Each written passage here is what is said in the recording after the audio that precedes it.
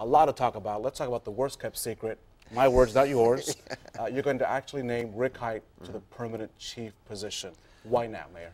Well, he's done a terrific job as the interim chief. There were some technicalities with the state regulations that we had to get through, and during that time, I think he really proved himself. I think he's been out in the community quite a bit. He's garnered a tremendous amount of respect from a lot of different folks and organizations, and we think it's time for him. I think it's his opportunity.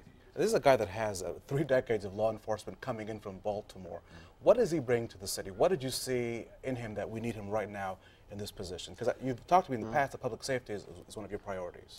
He's a stand-up guy. I mean, we can't talk about all that publicly, but my conversations with him have been very direct and very frank, and he's been, he's told me what he thought, and I like that. I like that approach. He is a Hoosier, and he's actually from Gary, so he brings that Hoosier mentality also. But he just brings a lot of experience from a lot of different areas, and has the ability to bring people together. And he's tireless. He's everywhere.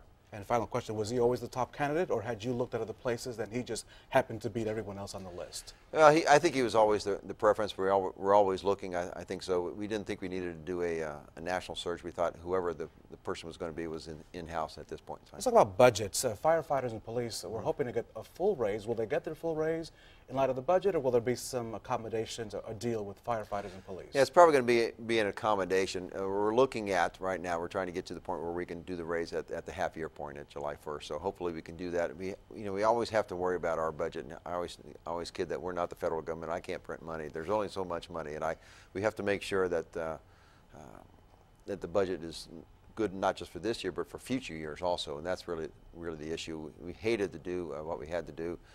We gave them 3%, 4%, and 5% back in 7, 8, and 9. I believe those were the years. So we've been very good to them. But at the same time, as the revenues are coming into us at a little slower pace than we would have thought, we had to take some action.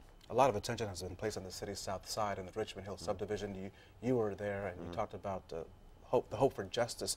Where are we on that? Because we have a lot of investigators still on the scene. We do. We want to do it right. Once we switched over to a criminal scene, essentially, we want to be very, very careful, especially in an explosion. A lot of the clues or whatever they're looking for can be very difficult to find, and they have to put those pieces together. And we want to be very careful with it. I always say do it right, not fast, and I want to make sure they do it right also, and they're being very careful about it also.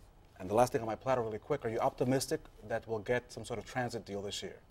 I'm optimistic about it. Mark Miles and others have, and I've been down there to Charlotte also, taking a lot of legislators down there to see them, and it's kind of eye-opening when you go down there. So I think this could be the year. The Mayor of Indianapolis, thank you so much. Thank you for joining us. Have a good day, Mr. Mayor. Appreciate it. Appreciate it. Tanya?